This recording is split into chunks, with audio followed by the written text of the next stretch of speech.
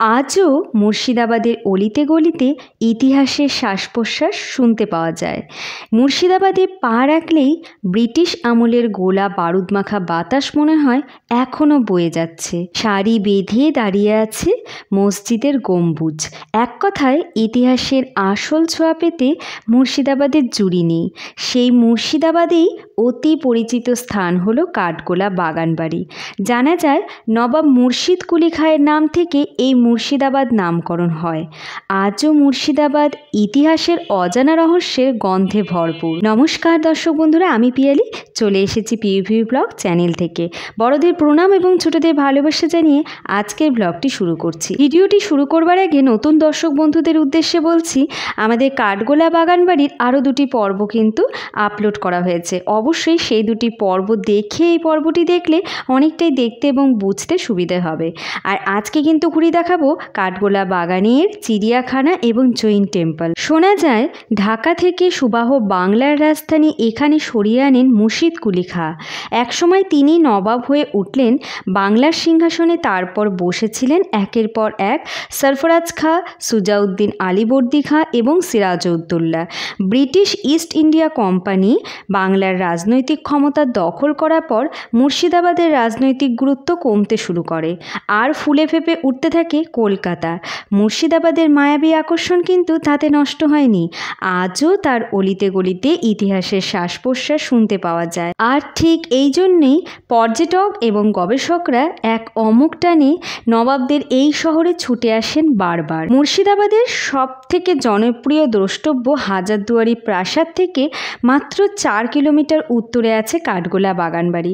বাগানে ঘেরা বিশাল স্থাপত্য আর জমকালো সব ভাস্কর্য মুগ্ধ করার মতোই। একসময় এই বাগানবাড়িতে নিয়মিত জলসা হতো। নবাব এবং অভিজাতরা এখানে আসতেন। ইংরেজদেরও এখানে যাওয়া আসা ছিল বেশ। মুর্শিদাবাদে ব্রিটিশদের ক্ষমতা লাভের ষড়যন্ত্রে এই বাগানবাড়ি জড়িয়েছিল বলে জানা যায়। বাগানের ভেতর একটি সুড়ঙ্গ পথ আছে যা ভাগীরথীর সঙ্গে যুক্ত। ওই গোপন পথে জগৎ শেঠের বাড়ি যাওয়া যেত বলে শোনা যায়। এখানকার প্রাসাদ, সংগ্রহশালা, বাগান, আদিনাথ মন্দির, চিড়িয়াখানা, বাঁধানো পুকুর, গোপন সুড়ঙ্গ দেখতে ভিড় করেন প্রচুর মানুষ। মুর্শিদাবাদ শহর একসময় বাংলার নবাবদের রাজত্বকালে বাংলা, বিহার, উড়িষ্যার রাজধানী ছিল।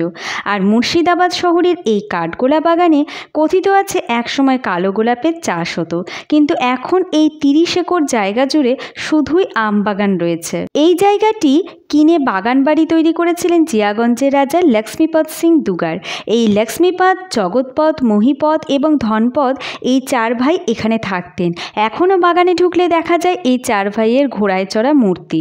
তাদের আমলে প্রতিষ্ঠা করা হয়েছিল আদিনাথের মন্দির।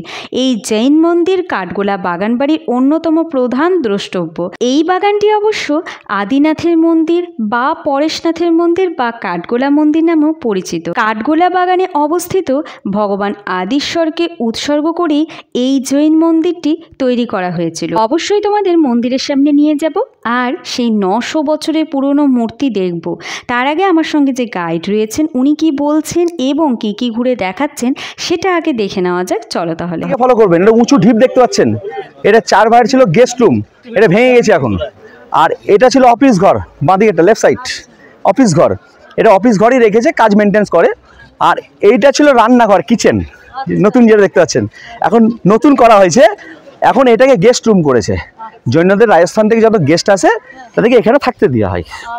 ঠিক আছে, মালিকও যখন আসে মালিক এখানে থাকে, বুঝতে পারলেন তো।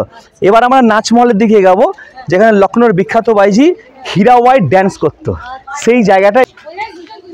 এবার বাঁদিকে ফলো করবেন, ডান দিকে একটা গোল বেদি দেখেন, অনেক লোক চেপে আছে, ওইটাকেই বলছে নাচমহল। ওখানে লখনৌর বিখ্যাত বাইজি হীরাবাই ওখানে ড্যান্স করতো।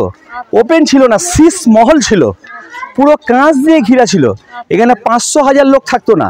এখানে থাকতো হীরাবাই, হীরাবাইয়ের টিম থাকতো, নবাব থাকতো, ওয়ারেন হেস্টিংস থাকতো, রাজা থাকতো। ঠিক আছে, এই জায়গাটা আপনাকে অনুভব করে নিতে হবে। 1780 সালে ফিরে যেতে হবে, যে 4 সাইডে গোলাপের বাগিচা আর তার মিডিলে একটা নাচমহল। হওয়া যায় স্যার? এখন কোটি টাকা থাকলেও স্যার সেরকম পারবে না স্যার। সেই জায়গায় স্যার লখনৌর বিখ্যাত বাজি হীরাবাই ড্যান্স করতো। এক নাইট ড্যান্স করতে ডিমান্ড ছিল 5000 স্বর্ণ মুদ্রা। আর একটা স্বর্ণ মুদ্রার ওয়েট ছিল সেই পিরিয়ডে 3 ভরি, বুঝা গেল? বাঁ দিকে ফলো করবেন, এই সামনে একটা ছোট্ট মন্দির দেখা যাচ্ছে। প্রত্যেক যেমন রোশনীবাগে আপনাকে দেখালাম যে সুজাউদ্দৌলা যেমন গুরু ছিল, সুফিয়ানা যেটাকে বলছে, তো এই 4 ভাইয়ের যে গুরুদেব ছিল, গুরুদেব ছাড়া কিন্তু এটা চলতো না, ঠিক আছে? সে গুরুদেবের পায়ের ছাপটা এই মন্দিরে আছে এই বাঁ দিকে। আর দেখেন দুটো মূর্তি দেখতে পাচ্ছেন, কুকুরের উপর চেপে আছে। এটা হচ্ছে শ্বেত ভৈরব, এটা মার্বেলের, ঠিক আছে? আর ওইটা হচ্ছে কাল ভৈরব, ওটা কোষ্টি পাথরের। বহুত কস্টলি, এগুলোর মূল্য হবে না কয়েকশো কোটি বললে, কেন কোষ্টি পাথর সোনা যাচাই করা হয়, সেই পাথরের উপর মূর্তিগুলো তৈরি করা আছে। এবার আমরা জৈন টেম্পলে ঢুকবো। জৈনদের টোটাল 24 জন তীর্থঙ্কর ছিল। 21 জনের নাম পাওয়া গেলে তো উল্লেখযোগ্য না। 23তম তীর্থঙ্কর হচ্ছে পরেশনাথ, আর লাস্ট হচ্ছে মহাবীর। আর মহাবীরকে শ্রেষ্ঠ বলা হতো। ইনাদের মধ্যে দুটো ভাগ ছিল, একটা সীতাম্বর, একটা দিগম্বর। দিগম্বর যদি থাকতো তাহলে পুরো নেকেট হবে, আর সীতাম্বর হলে বস্ত্র থাকবে। এটা সীতাম্বর গোষ্ঠী, এদের বস্ত্র আছে, শ্বেত বস্ত্র।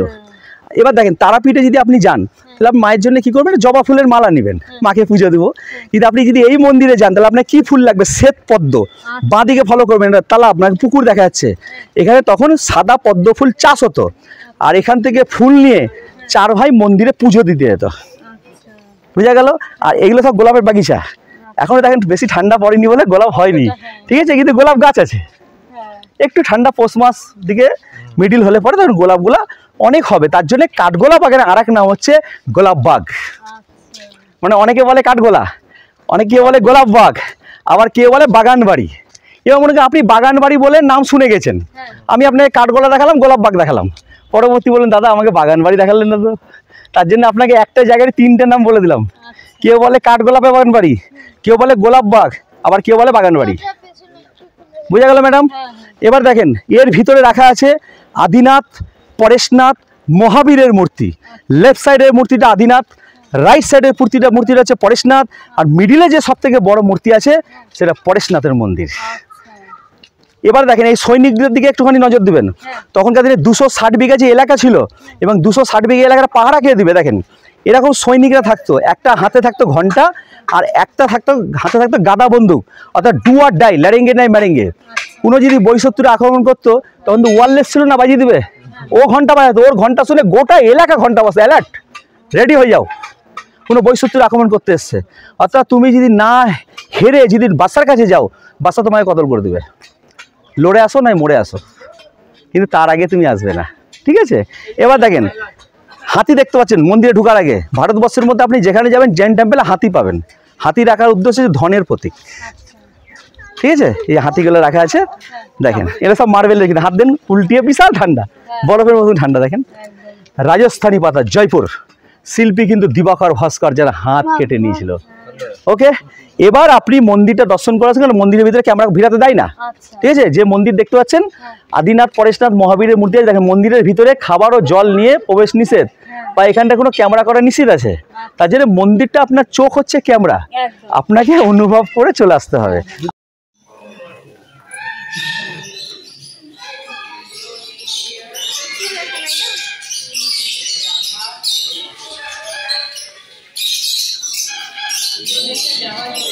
ঘুরে দেখলাম জৈন মন্দির, ঘুরে দেখছি চিড়িয়াখানা।